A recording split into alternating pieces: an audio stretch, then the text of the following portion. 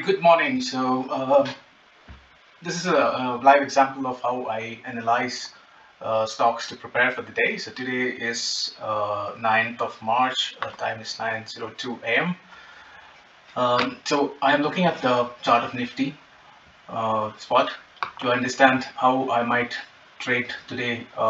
Today is an expiry day. So on the daily chart, I see that we are quite near a resistance at 17,780. So, and we closed near that level. So this could be very interesting. On the other hand, support is somewhere here, right around 17,674. So there is a very good chance that market might be range bound between these two. So I might short the call option and the put option. If that is the case, it depends on where the market is going to open. So if it opens the gap up, then and if it takes support here, then I won't do that strategy. So what if it is going to break out? What I feel is that it will spend some time here till 12 o'clock, 1 o'clock types, and then it might do a breakout for higher levels. So I am thinking bullish at this point of time. I'm not being bearish. That said, we have had quite a significant up move. So I'm going to short only below these levels, right? Below 630, 17,630, only below that it becomes bearish for me.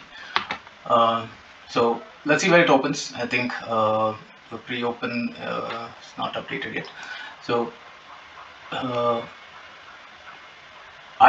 scenario is either it opens flat, in which case I think it will be sideways for quite some time, or if it opens gap up, gap up above this level, then it might come back and test this level again and then go up. And if it gaps down, which is probably somewhere here, that's also good for bulls. It might just go up, test the resistance, and then stick there for some time and then give a breakout. So these are the three scenarios that I foresee. Anything outside of this, I will not trade. Let's see. I think today could be either a sideways day or a good bullish bar.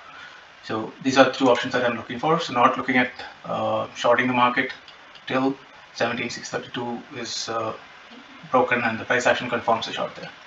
So this is how I analyze the stock. So I start with the daily time frame. I have already done my weekly analysis for this week, so I don't need to do that again and again. So I started with my daily, identified support and resistances, then I went to the lower time frame and just fine-tune those levels. So hope this was useful, and let me know if you want to know more. If you liked this video, please do like and subscribe. Thank you very much.